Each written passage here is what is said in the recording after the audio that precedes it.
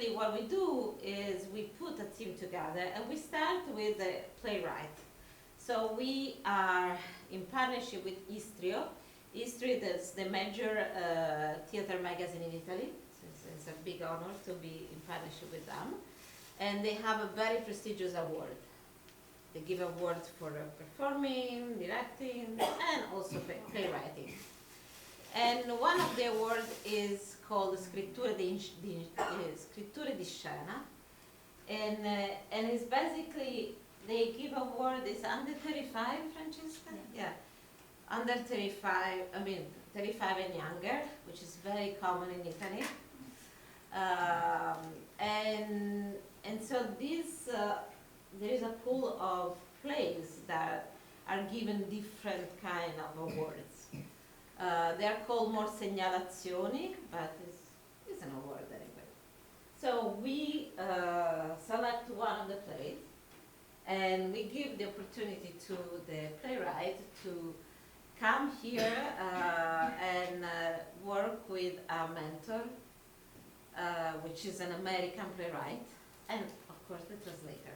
So there is a little translation, a draft, and then they work together in a session to, with the American playwright, seeing how it works, how it sounds, and so forth.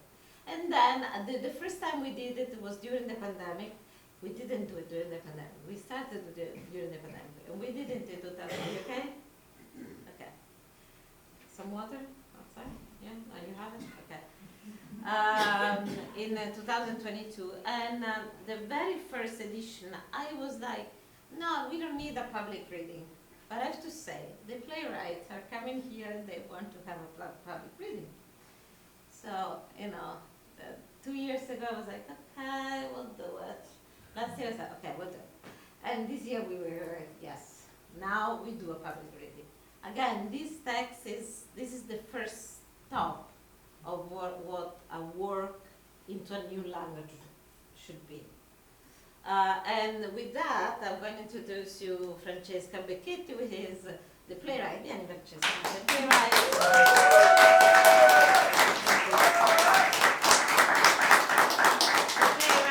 Of Tekken Drama, which is a solo show in Italy, and actually Francesca is the protagonist. She's also acting her own words.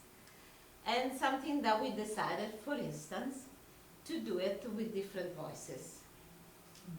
And also voices, really, because the characters, they have different ages, different sex, maybe.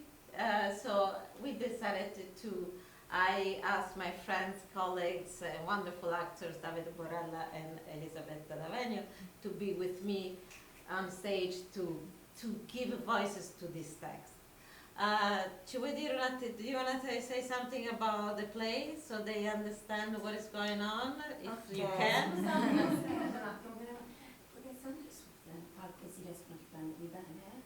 Fra un momento. Sorry Francesco! Non ci vedono per niente? Non ci vedono per niente? Siete parecchio al buio per quello. Ma volevo stare lì sotto, è sacro il palcoscenico.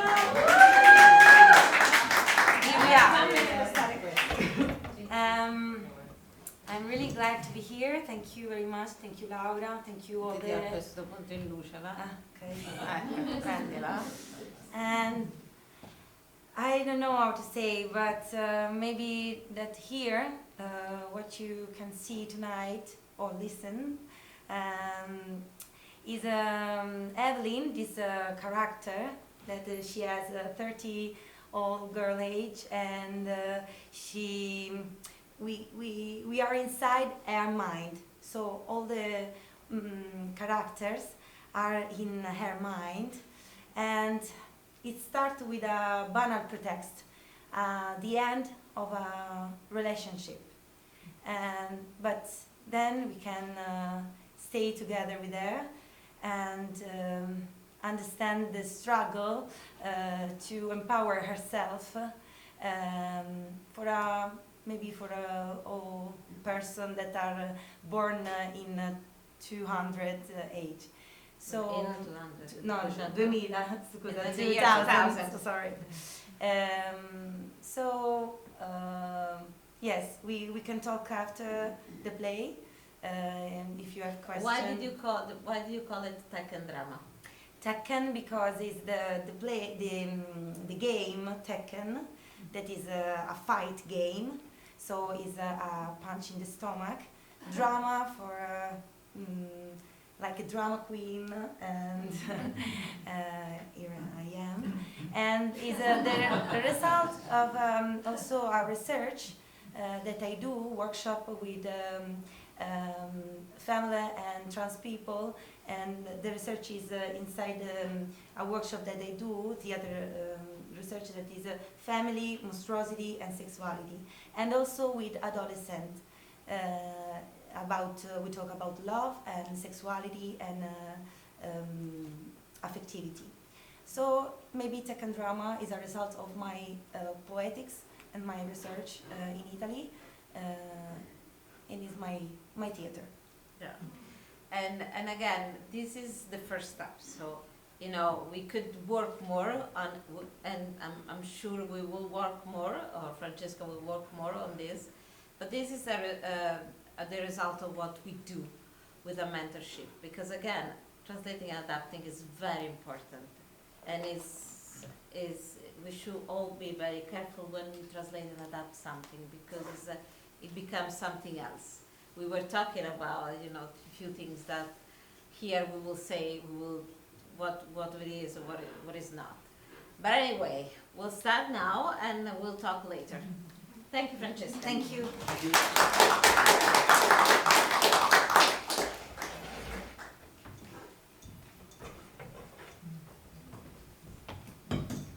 I'll make sure that my phone is off. It would be very nice to have like it's B38 calling. Okay. Tekken Drama. How to Befriend Monsters. Playwright Francesca Becchetti. Translation Caterina Nonis. Dramaturg mentor Dave Johnson. I dedicate this piece of flesh, of torn cloth, to my friends who hate feminism. I dedicate this piece to my enemies who say they love it. Characters. Evelyn, 30s, from the suburbs. Therapist, voiceover, mature therapist of Evelyn. Feminist, 30s, speaks with a snobbish French accent. Anxiety, older, skinny, stressed, and speaks quickly. Detective Peyton, older, with a British accent and has a tick.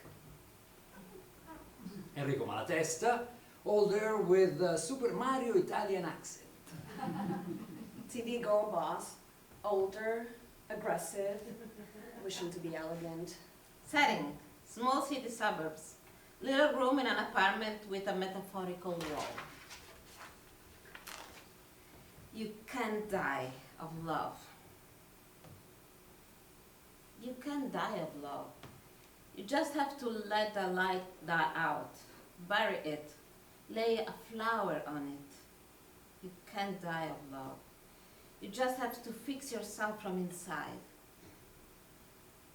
I'm Evelyn, my mother's daughter, my brother's sister, my father's relative. I am Evelyn. I'm a few years older now. My head is shaking and I'm done with monsters. Hollow time frames, absent emotional grammar, no counterpart, no story, no bank account. I am Evelyn. Inside me, the riot police break down the entrance to my soul and beat it with sticks. How stupid is love sickness? Do you really have nothing better to do, Evelyn? You spoiled wet bread, all smiley brat. Come on, keep crying for love since you can. You can't die of love. And today I died. Today, he, B38, left me. Fragment 1. When I was Mi sei scoppiato dentro al cuore all'improvviso, all'improvviso. When I was little and you were older, basically I used to play with my dolls and you used to break them, tear them apart nervously, and then you used to say, book it. And when you were older and I was little, basically, I used to turn into a giant and bite the heck out of you. And don't you dare to come near them ever again, okay, Barhead? When I was little, you used to say, I'll race you to the wall, Evelyn, and I'll lose because I was little. And my brother is the most handsome and the strongest. But when you were little and I was older, I turned into Lara Croft and I was an architect and I destroyed all the monsters. And I don't even care that my teeth are big. I can kill you anyway. And then when I was little, I met Xena one time. She got me ice cream and let me ride her horse. I swear it was me and her and Olympia, and we laughed so much. And you just look at us, you bad head. Who cares about your poopy bike? I have a horse and Xena, and I can defeat all the minis, all the older brothers, and the ghosts too. And I don't even care that I lost the race today. I don't even care a little bit. I don't even care that today I fell and you won. It's not even a big deal that you're older and I'm little and that you threw my dolls at me. It doesn't even hurt. My friend said it doesn't even hurt. Do you like coming here? Tell me more about this wall. But when I was little, and you were little, and you always beat me at biking and climbing trees and racing to the wall at Capture the Flag, the video games too, where you don't even have to run. Well, I'm getting older now, and I can pee standing up too, okay? And I press first X, then B, then A. One day I'll knock you down. And I'll dress like Christy Montero and dance the capoeira while I chop off your head to the rhythm of Tekken Hits. The lights change to disco bopping. Evelyn moves her body to the rhythm of a music, a song like Beyonce, Baby Boy. She fights, she dances, she grows up, using seduction and erotica to showcase her strength as she matures. Music continues, and the lights fade out, and Evelyn appears with feminist boss dancing. Evelyn dances with grace, seductively. Feminist dances openly and intellectually. I am trying. Then me and the day I decided to come to this separatist talking class. I am so uncomfortable. Stop it! You're so good at it! Stop judging yourself. Weren't we supposed to go to the women and the resistance conference? Take the facade of the police station? I can't with these stupid dancers! You know why I'm doing it? You know why, n'est-ce pas? Yeah, I know. You want to help me get distracted in this difficult time. After B38 left me, no explanation, no conversation, and just like that, you left me, you abandoned me. Evelyn, you need to stop seeking validations or good girl from the people who hurt you. You deserve to feel good, to shoot for the stars, not to have dysfunctional relationships and get rid of men, possibly all of them, to finally be free. Fragment 2. The first time. When I was 14, well, I used to watch Beyonce videos at my best friend's house. I'd go to her place, we do our hair and makeup and then strike a bunch of sexy poses. We didn't have MTV at my house. I go to her place, she record all the music videos and we do the dances. She looked like Beyonce. I didn't. I was more of a Jerry Halliwell, a redhead. Natural red, though, not dyed. When Lady Marmalade came out, we cast ourselves in it. I was Pink. She was Christina Aguilera.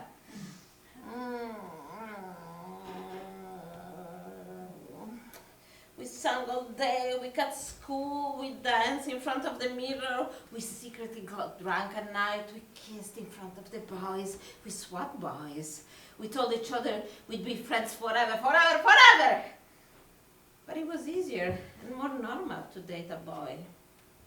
It was easier to be treated like shit by a boy and think you deserved it. My boyfriend used to hit me. And I was a very good student. He was hurting me so bad and I didn't know how to express it, so he hit me. Always. My boyfriend had a troubled past. And I was going to save him. I was his only friend. In Spanish class, we hold each other's hands between desks. At recess, he holds me tight, he licks my face, he pushes me against the wall, he spits in my face, because I am his whore. Why don't you tell me about your first time? We did it. On his bed, at his house, when no one was around. It was just me and him. I didn't bleed, I didn't leave any stain, everything was clean. He says I lied to him because I didn't bleed and left no stains. He thinks I fucked someone else before him. He screams at me and he hates me. And I love him so much. Monster Voices 1. Evelyn is exhausted on the floor, hypnotized by her phone. Evelyn, get up, you're gonna be late! I made you the perfect plan. A plan you can't say no to, Evelyn.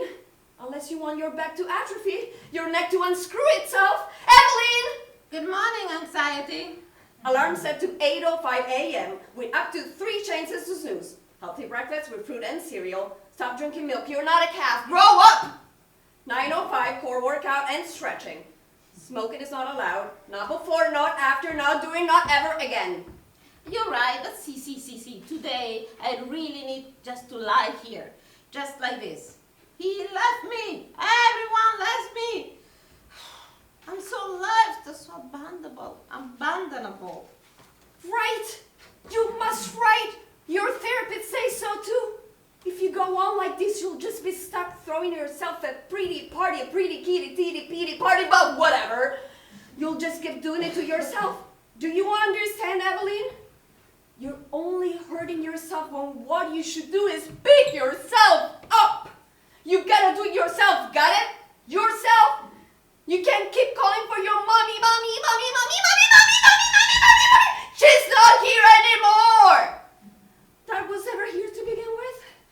And your friends are not here to wipe your ass for you. So get going. Get up and do as I say. No, I'm going to stay here, phone in hand like a stalker, looking for evidence that he stopped loving me and he's happy with his new life.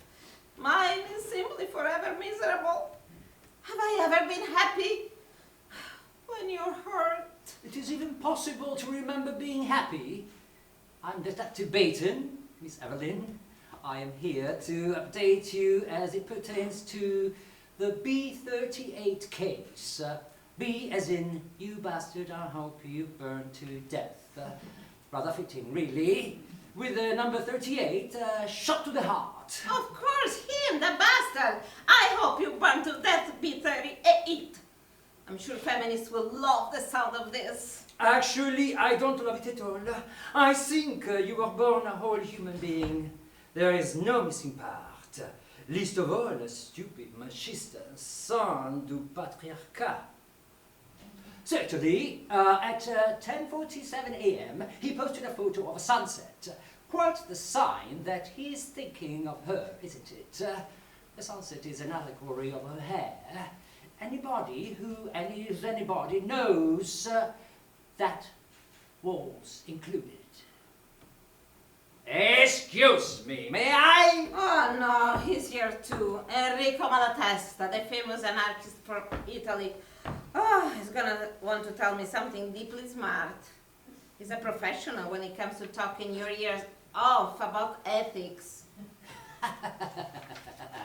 Excuse me, may I say something? Great. Good job, Evelyn. You gave Enrico Malatesta a Super Mario accent, which is actually very different from a real Italian accent.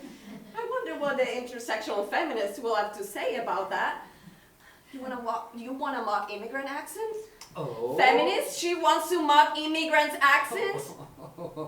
Mais n'écris pas là. She's mocking me too, for that matter. But apparently, mocking my French accent is not counter-revolutionary enough.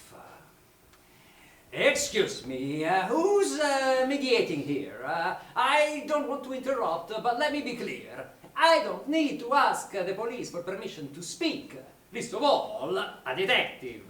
Only Evelina, a small query just occurred to me.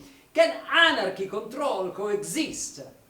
I wonder. You cannot embrace a beautiful and pure ideal like libertarianism and at the same time be heartbroken over B38. I'm sorry, but it's contradictory. You've got the fervor, energy, fire in you. You need to engage in social struggle, miss, not in heartbreak. Besides, man was born free. Man's liberty is unalienable. Man was born bare, naked, free from any superstructures. You can't control him from your electronic device. Thank you, thank you, thank you. You're right, but see, I was abandoned today, and now I like just to be led by my unhealthy and masochistic, dysfunctional behavior. So thank you, so long, auf Wiedersehen, goodbye. Maybe I should jump off the balcony. Oh, yes, yes, yes. The balcony is waiting for you. A final theatrical gesture. A tremendous finale. No. If she did, how could we determine whether or not people really love her? I want to take my life just to erase his stupid fucking smile from his face, that stupid fucking bastard. I wish he would burn to death now. A bonfire? That might be a good idea. Should we have a sabbat? Why doesn't he love me anymore?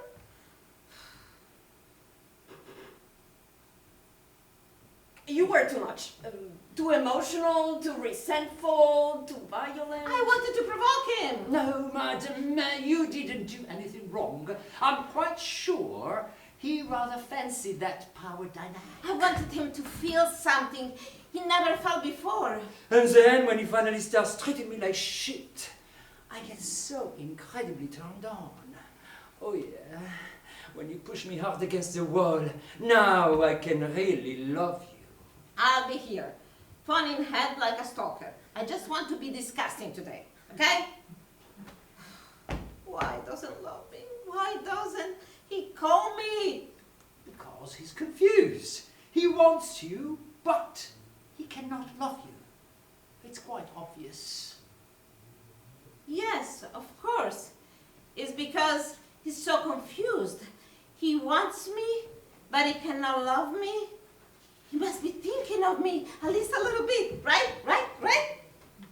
Evelyn, you figured he would text you. You figured he would call you. If he didn't do it, that means he doesn't want to do it. You say trying to control people is bad, and you think it's wrong. Well, you need to practice not controlling people from your phone.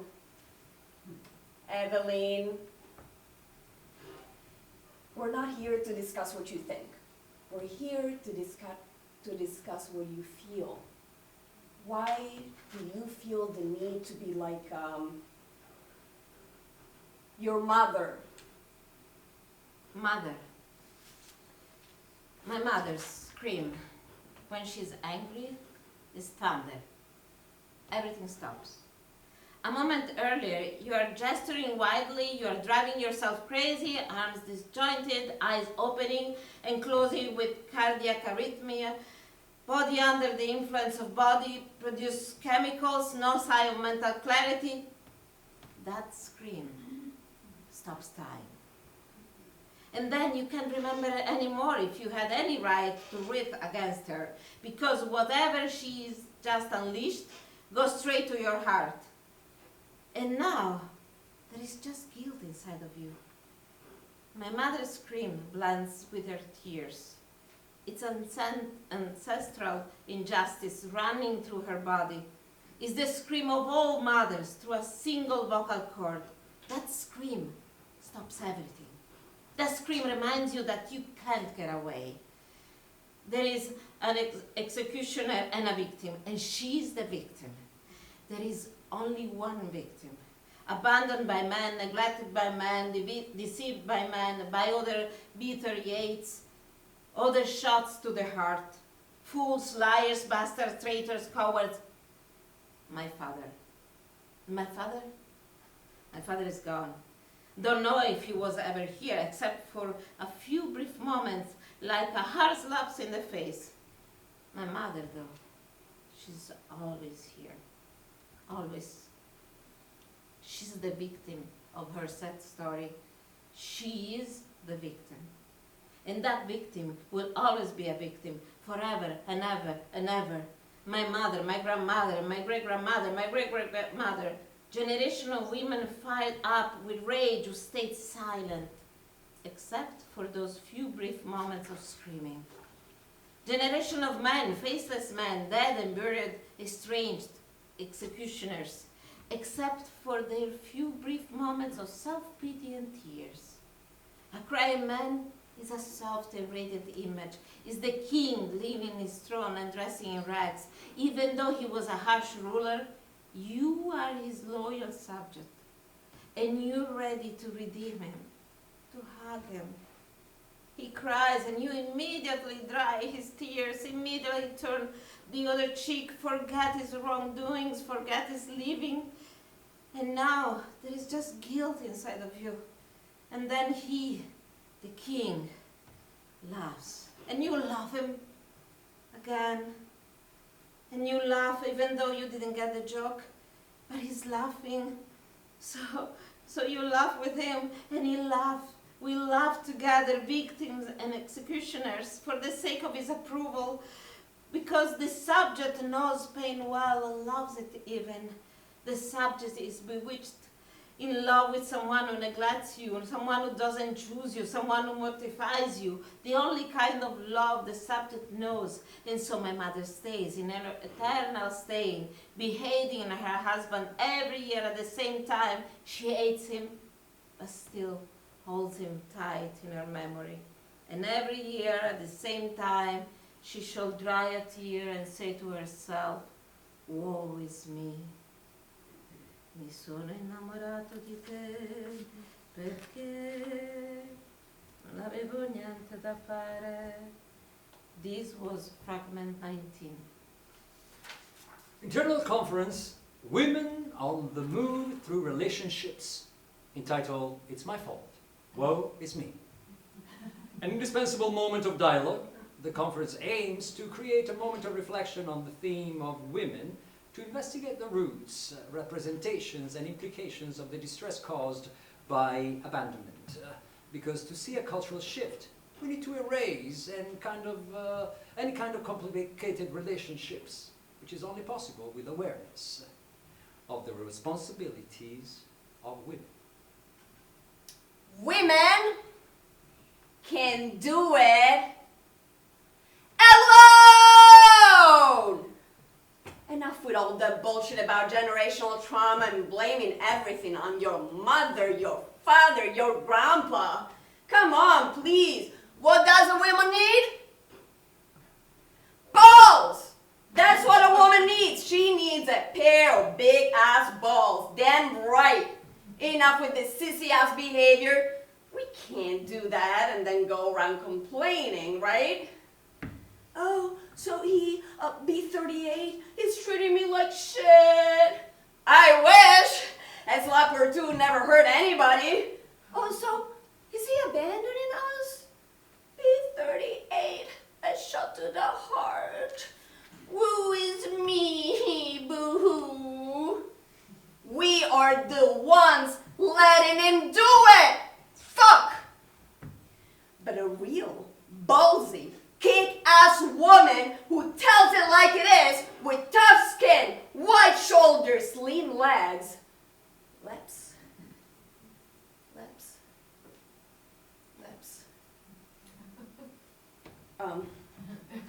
What, Evelyn? What are you batting your eyes at? What do you want? What are you batting your eyes at? What are you getting drunk for, you idiot? Okay, then just say it. You wanna fuck. But then don't go complaining that you gross yourself out. You don't get to choose.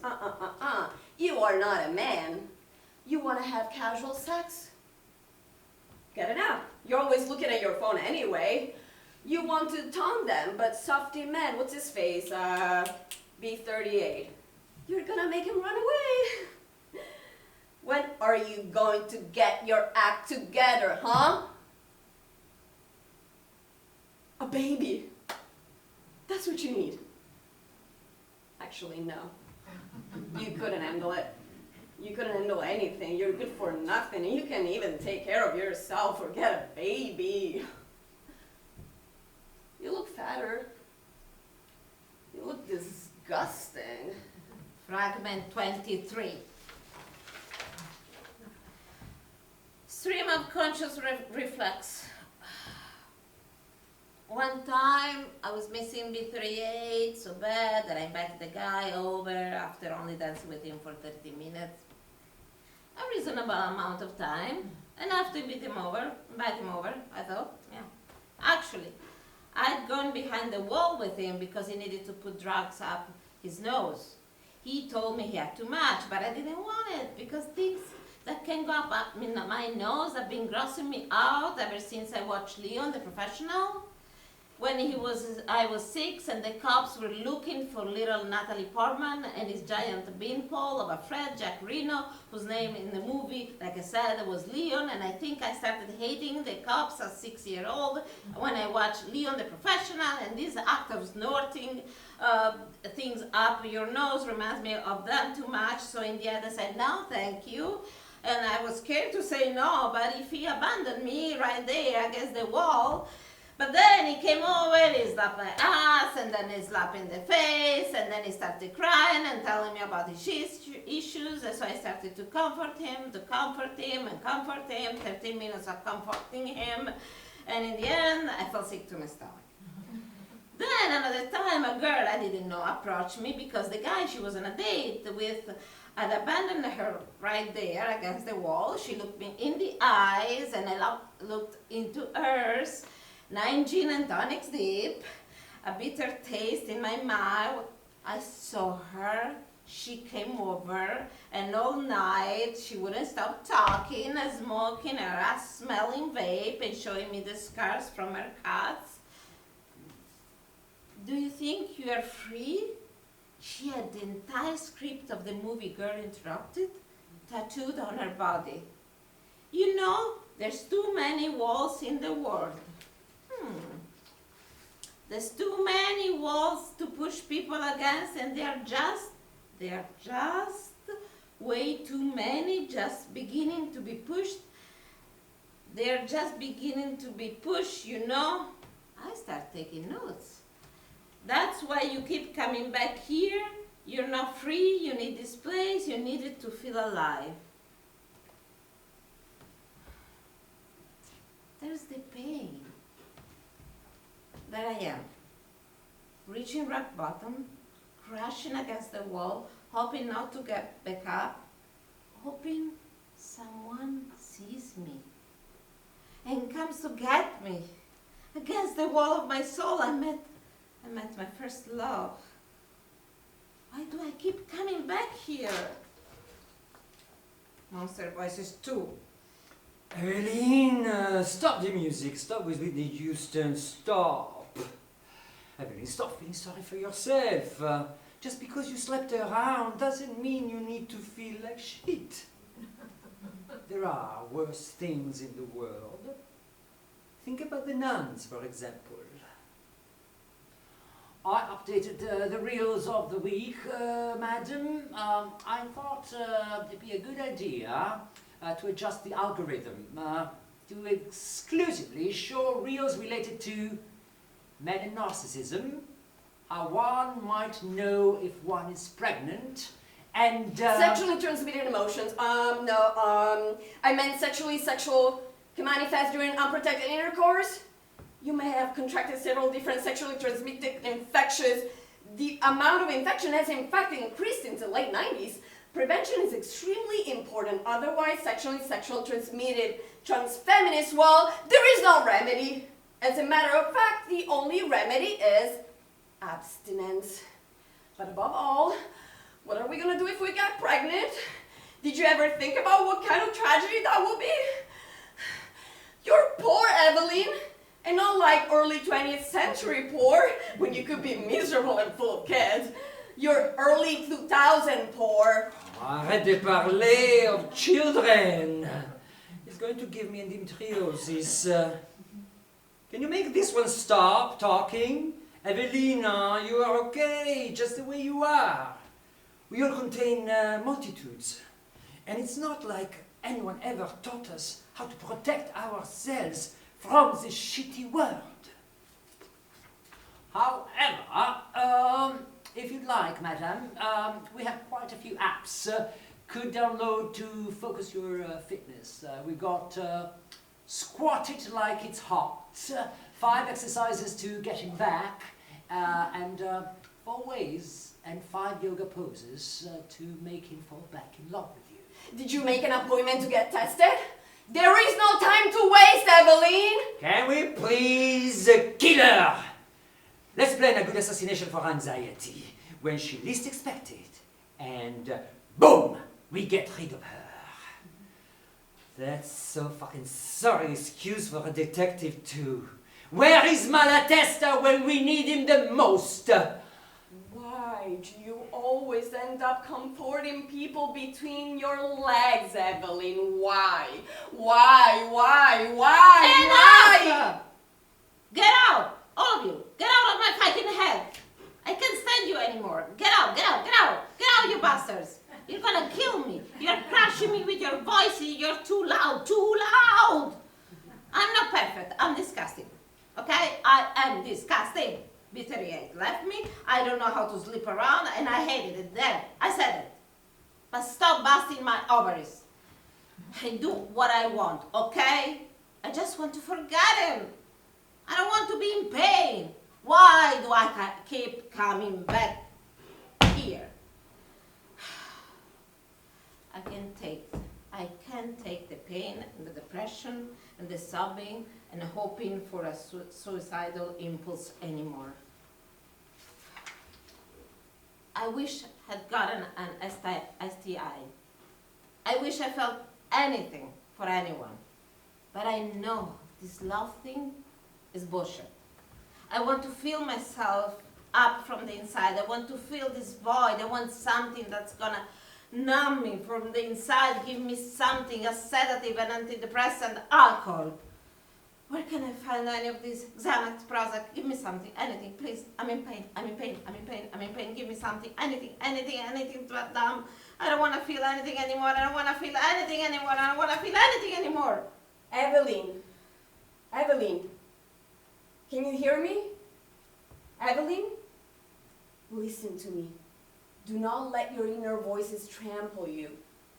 Even though you inherited multi-generational pain, it doesn't mean you have to replicate it. Evelyn. I thought we'd managed to talk some sense into her. I'm not saying she should listen to me. I'm not very charming to Evelina. But she should at least listen to other notable libertarian comrades. Emma Goldman, Brigitte Vassallo, Angela Davis, Virginie Despentes. Did no one ever have her reflect on the very posture of the concept of love, private and public?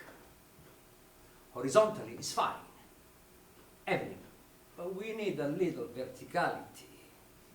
Or perhaps faulty definitions of love when you're quite young makes it difficult to be loving as we grow older. That was bell hooks. Nevertheless, Comrade Hooks, do you really think it is impossible to reimagine a new landscape for love? At least for us rebels. And yet, even the best revolutionaries fell ill with such an obsession. Goldman professed free love, but at the same time she wrote, Ben, cruel Ben, I am in agony. You are mine, all mine. Do you understand? Hobo, I am furious, I'm feverish. I am ill with anxiety. I think that's enough. B-38, you fucking bitch, you scum, you dirty pig. You captain of broken hearts. Evelyn, are you listening to me? Stay with me. You shouldn't feel guilty for feeling all this. Guilt won't do you any good. It won't do us any good here. You have a great opportunity here, Evelyn. You wonder why you keep coming back here, to this wall? Give yourself a chance to really investigate this. Let's go back. Who is B-38 to you? Who does it represent? The brothers. Monologue. Book it. I call my brother Book It because he always said book it. They all laugh so hard whenever they tell this story. My mommy says he used to hit me when I was a baby. He'd come over closer and closer to the cradle, grab my hand and says, nice aunties. And then I will cry, no, really, your brother cares so much about you. Your brother loves you. He used to hold me so tight. And I felt bad when I got scolded. It was my fault because if I just shut up, maybe nothing would have happened. He was hurting so bad and he didn't know how to express it, so he always hit me. But no one could hurt me. He's the only one who has the right to do it. And it's not like he only says mean things to me. Sometimes he's jealous because he loves me, because he wants to protect me. My brother loves me. He adores me. He cares about me. He's the coolest. He's the coolest. My brother is so handsome. With his pouty frown, so upset, his eyes so black, his arched brow, so pissed off. Come on, Evelyn. I was just playing. Come here. Stop it. Stop acting like a victim. I didn't do anything. You're a crybaby. You're a wuss. You're weak. Stop moving. Should I race you to the wall? I'll beat you anyway. You can't have a beer. Beer is for sluts. That conquer sore is from all the blowjobs you give, cocksucker. I can see your ass. Cover it up. Why are you home so late? Huh? I'm gonna smack you in the face. Don't talk back. Respect your elders. You're little, I'm older. Stop fucking swearing. What the fuck? Why the hell you're home so late? What are you doing so late? Out. Who are you hanging out with? Shut up!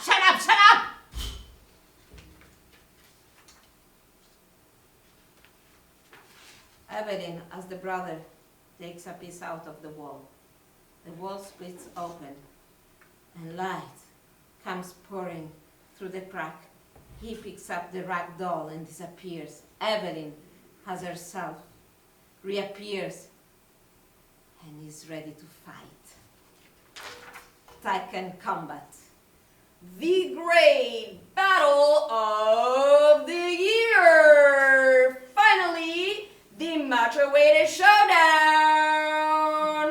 The time for revenge has come! Evelyn versus B-38! Evelyn versus him! B-38, you bastard! I hope you burn to death! Come on, ladies and gentlemen! Ready? Fight! Loving you is cruel. I love you so much. I want to smash your face in. Come here. Come on, smash my face. I miss you so much. You don't know how much I love you. Please come back to me. Please come here, come here, come here. Please, please, I can't breathe. I'll kill myself if you leave. Come here, tear me to pieces. I'll stop being a feminist. I swear, I'll do whatever you want me to do. Walk all over me, it's fine. Please, please, please, we were made for each other. Everything around me, everything speaks about you. They say love is for fools, so it's fine.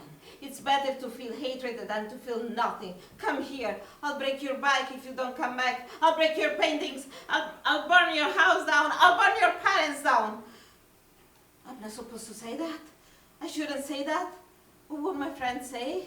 That I'm disgusting. I know, forgive me. Please, I can be disgusting together. We can be disgusting together. Please, don't leave me alone. Oh my gosh, you're so hot when you're mad. You say this is not love, but a little fight keeps love alive. To be a lover, you got to be a fighter too. Where are you going? No, please, stay here. Even though we are not great together. What's the big deal? You're an asshole. I even tagged the wall across from the police station for you. And now you jerk, you're leaving. But I'll smash your face in. I'll break your teeth. I'll ruin your smile. I'll chop off your head. I'll scratch your face like a Japanese ninja girl. Do you feel this? Feel this? I'll gouge your tongue out and chop it off. Kiss me. We were made for each other. I'll sink my teeth into your neck. I'll black out your blood. I'll slice your tires. I'll burn your clothes. I'll burn your memories, your memory. I'll nail you to the wall. I'll put needles in your eyes. Let's make a baby tonight. We'll name him after your father. I'll hang your head in my living room like a hunter with a deer. I'll chew up your brain. That's how they want us. Who knows how far I can go now that I'm all grown up, huh? And yet remain untouched. You stay still, you stay calm, you smile at me. Who the fuck am I supposed to get mad if you stay still and smile at me? To stay alive, I need an enemy. An enemy with a beard, broad shoulders, an enemy who takes me, who holds my wrist tight. Insult me, demolish me, undervalue me, dominate me. You are all my fathers, my brothers, my boyfriends. So please rise again, rage monster. I need to feel you in order to feel anything. I don't want a sleepy, dormant, dead beast. Put your hands behind your back, Evelyn. Put your hands behind your back.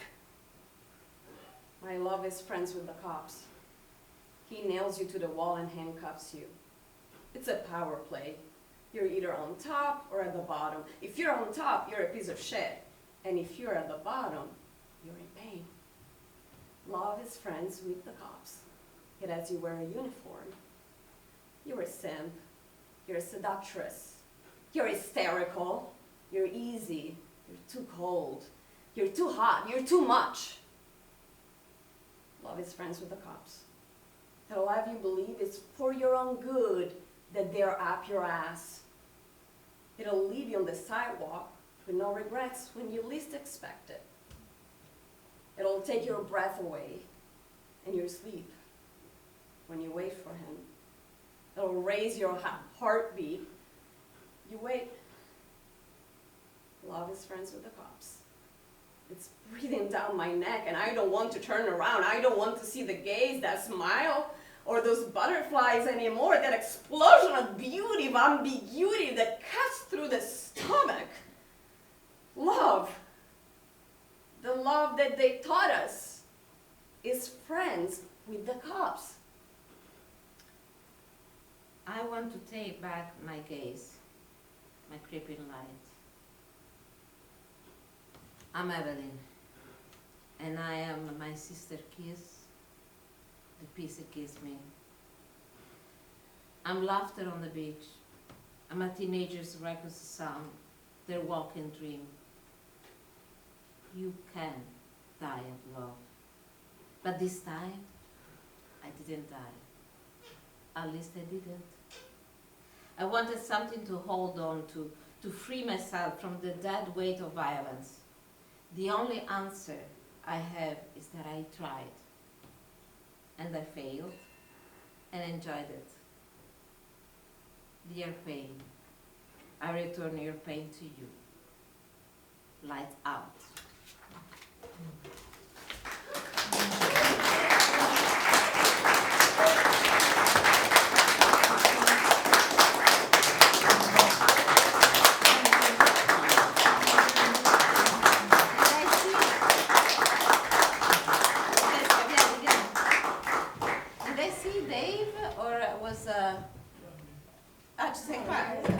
I thought I saw you answer. And Dave Johnson was the mentor for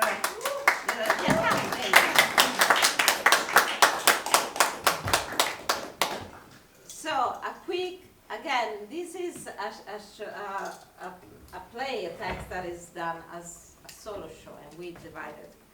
And at the end, it was like the three of us is the Evelyn at the end of this entire adventure. Dave, come. So can you talk briefly about the work that you come here? Okay. Come here. Don't be afraid. Hi. Can you talk briefly about how you work with Francesca? Yeah, so along with her translator, Caterina. Our translator, Yeah. yes, Caterina, who is also the translator for tomorrow In Scena Playwright Award. So come, the Institute at 6 p.m. Yeah, so they had worked really hard on translating the play from Italian to English. And this week, about 3 or 4 hours a day, every day, we just went through the play sort of beat by beat and worked through mostly just the elements of how it would stage in terms of how it would read, and stage directions were the main thing that we had to create for this English translation. What is that you found, both of you, that you found while working on this adaptation, on the translation adaptation? Did you find something? Last year, Chiara Rigoni was the Francesca Becchetti of last year. Another great playwright. She was telling me that she discovered something about the Italian play while working on the translation and adaptation in the English version.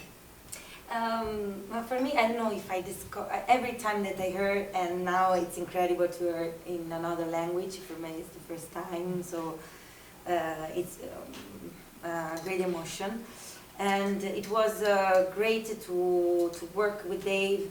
Also for with a professionist that give to you the elements to improve your work, because sometimes when I wrote, it's like in my mind it's okay, but if for the others it's the first time, I have to explain everything.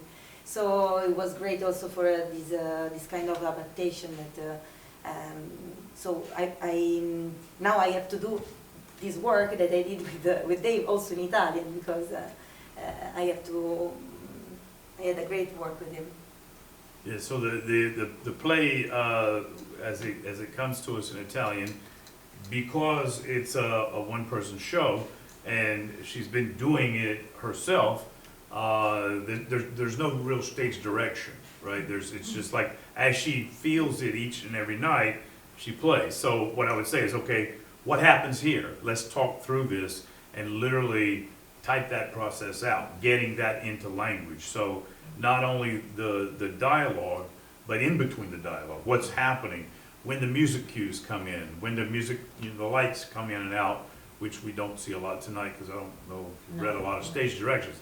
No. But what that, I think that's interesting you talk about that, because in this process, it's also gone from a one-person show to the potential for it to be an ensemble drama, right?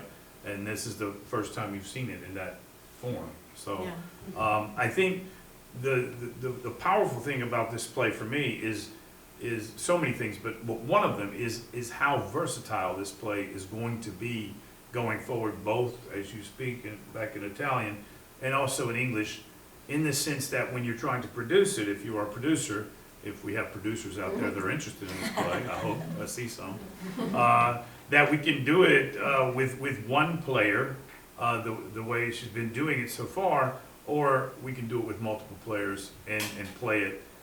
So if you have a larger cast that you want to work with. And it was really interesting to see, for me, because I think in my mind, you guys really mixed the genders in a way with this too, which of course you guys haven't been privy to, but I've been sitting there in my head thinking, okay, this one's gonna be this and this, and then you guys just like went all the different directions. And so I think that versatility is also in this play too, and I really believe that this play has a future in both English and Italian. So what you see tonight is the very first time, and I want to say a big thank you for being here, and any feedback, because this is part of this process. We need this going forward. Like, what do you feel like is working? What maybe, you know, just to hear from you, what maybe felt a little confusing, so we can continue to work through this process, because that's what this is all about. It's a developmental stage of a show. And I have to say, so if there was this division among us for roles, it's because I decided that it was because there were voices. So anyone could be anyone. This was no, you know, this is a conscious, is something, and I'm sure that many of you had some of this thinking, or you know, some of these feelings in the past or in the present. And so so I actually I told Davide, you do this, and he was like, okay, and then you do this, because it was fun to change and also to give the stage directions. We divided it because it was like, you know, we wanted really to play with it. One of the main direction I gave them is like, have fun. Just come out and have fun. A lot of fun with it. And now I open the floor. Do you have any comment, anything? Yes. First, thank you for all of you. It was absolutely wonderful. I love the idea of it being divided by several people. It wasn't just a one-person show. There were several voices. I would like to understand, why is it that sometimes you turned in one direction and then another, you didn't do that quite as much, if you did it at all? Because she was supposed to be a voiceover, so it's like she's really not there. So I was like not seeing even her face. Like the therapist is more of a flashback. Yes, it's like More than a voice in her head. She's far from me. It's a voice that normally comes from It's a recording. A speaker. a recording speaker. Yeah. And in this case, because I needed to say something to my brother, and so it was turning. So because at the beginning, it's like I mean, that was my take. Okay. Is that she's very alone. So there is this figure that at the end we understand that everything comes from the brother, everything comes from the beginning of her life. And so these two figures, the therapist are asking questions that she doesn't want to answer, and the brother giving her everything that now she's feeling and she's suffering. This is why. Thank you. Anyone else? Yes. Hi, thank you. Thank you, all of you. It's nice to even hear you all talk about it after. I don't know if I can say this clearly, but to the playwright. So you performed it in Italian. You wrote it and performed it in Italian. Yeah. And now you worked to see it performed in English. And do the two different events, does it feel like two different plays? What does it feel like to have heard it, written it in your language, your original, and now you hear it in English? What is that feeling for you as a playwright? There are two feelings. That one is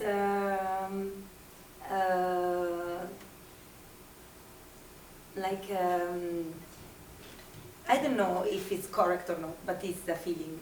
that you feel like jealous, no, about you write. So it's something that you have another language. So it's not about you, but in the same time, the other feeling is that wow, it's incredible because you heard that it works. It sounds good, and I feel like I'm a little Italian girl, and so I feel like in a TV series because now you heard. I never heard something that I wrote in another language, so it's really. And I think that it works because with the I don't know, Americans TV shows also series TV, it works with a lot of dialogue and rhythm dialogue. So I don't know.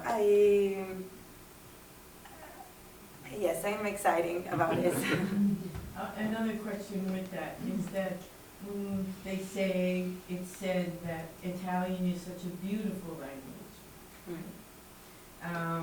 And American English, American English, it's kind of matter of fact.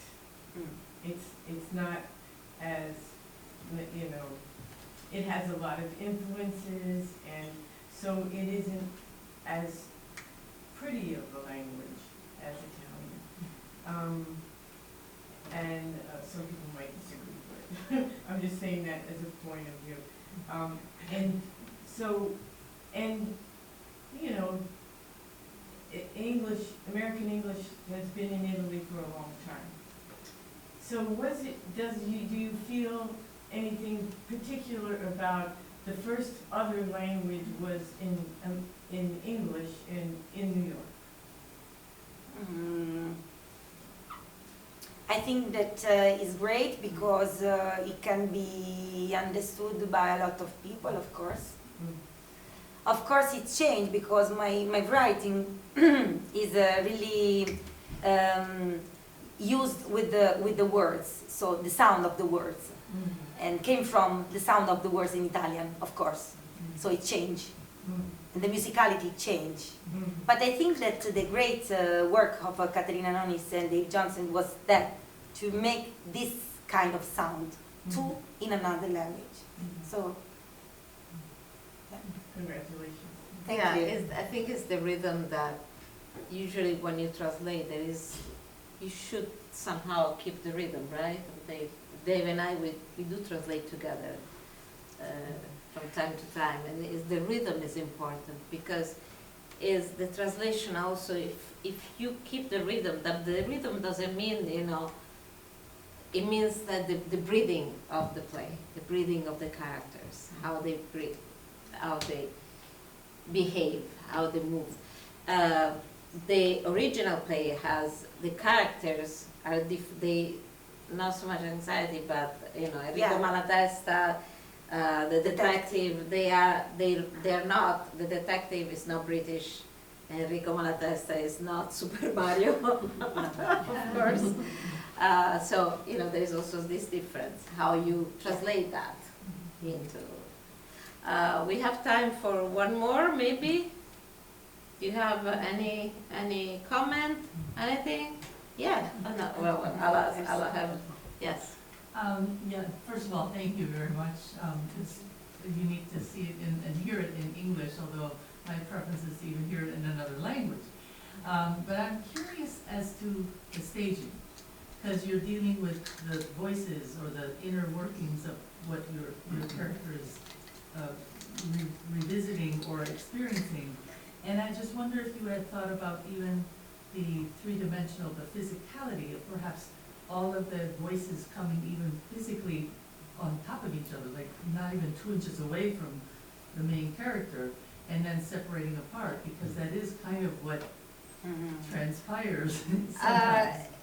Yes, so this is a reading, so it's just the first reading, this is why. Yeah, but even as a reading. It could be, yeah, but it would be, so that is where I come back to the point that when we started this, I didn't want to have a public reading, I just wanted, because this is the is really to put the words out. So if you start also to do a stage reading, it becomes something else. Instead, we wanted to hear it's the first time it's been basically read by someone, besides the three of them that worked together. So this is why, to me, it needs to be kept very, very simple as much as possible, because I really want the text and nothing else to enter. And then the next one could be a stage reading. But this is important. What is important now is to hear the words and hear how what they can give to the audience. That is why I actually at the beginning, again, I didn't want to have a public reading. And then, because all the playwrights were like, please, please, please. No, we have to. Then I said, okay, we'll do it. But it needs to be, because the text is still in process.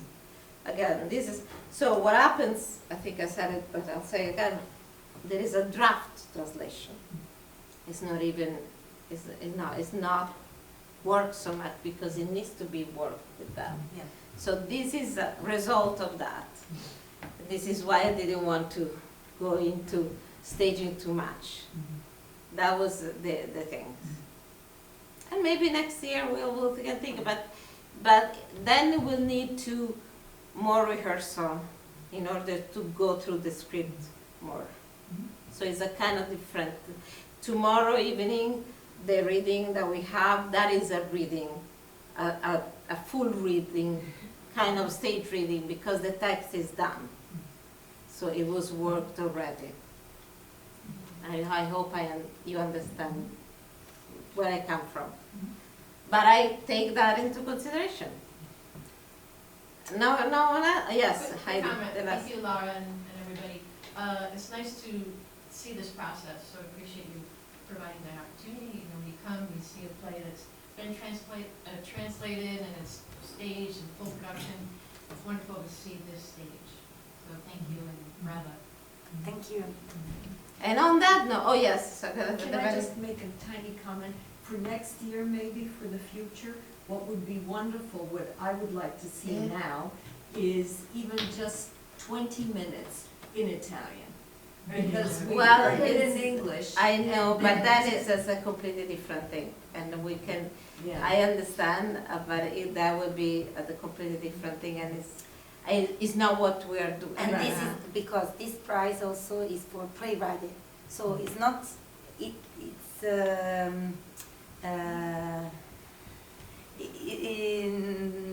a case that I'm also the actress of this playwright, but not every playwright that won this Yeah. prize No. are actor. Yeah. Yeah. Yeah. You know. But you can stay, and at 8 p.m. there is an But Italian you can play. come in Italy and you're welcome. Yes. And I want to say that it's a monologue because it's a little It's a solo production, solo show, because it's a little production. So Where? in Here.